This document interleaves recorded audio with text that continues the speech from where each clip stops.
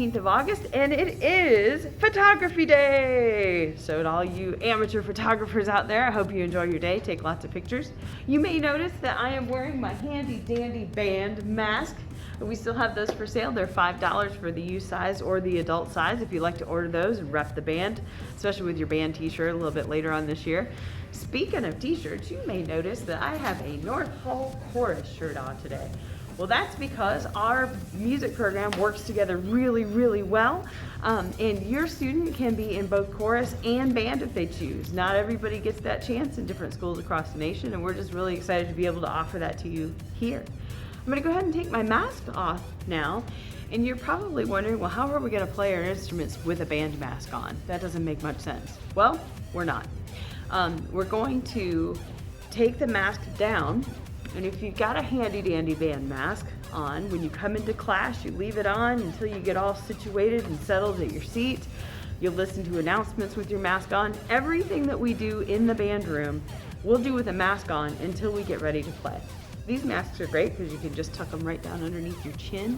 You don't have to worry about dropping them on the floor where there might be germs or anything like that, or trying to figure out how to hang it off one ear and not have it fall off your other ear. You can just leave them right underneath your chin, and then it doesn't affect anything as you go to play your instrument, okay? So behind me, you can see the storage room. Storage room this year will be a one-way street.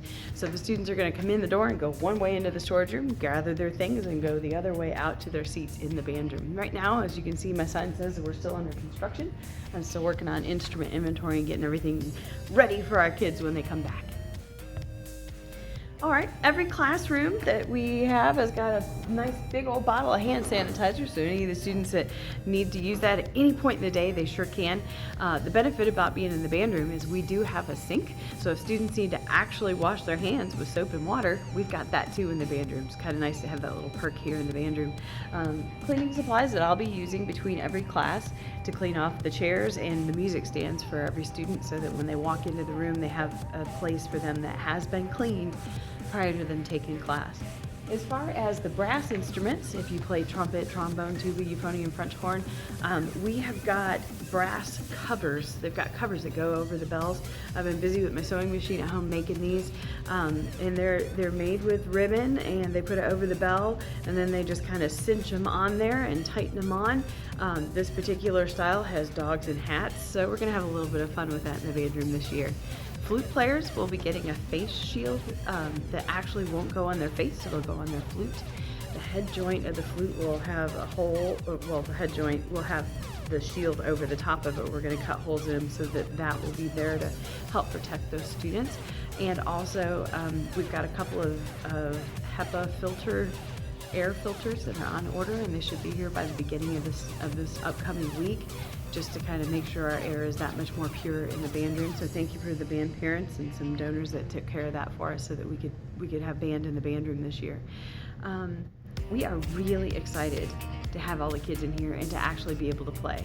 We are not sharing instruments. In years past, each student has always had their own mouthpiece, so they didn't, share mouthpieces. That's just gross no matter wherever you are. But we've always been able to share like the big instruments, the tubas or a bassoon or a bass clarinet, as long as the students have their own mouthpieces. This year we're not going to do that.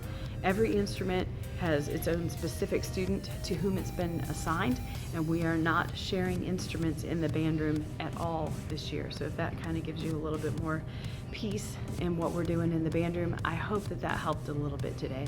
I'm going to turn the camera around a little bit so that you can see that the band room is set up fairly socially distanced.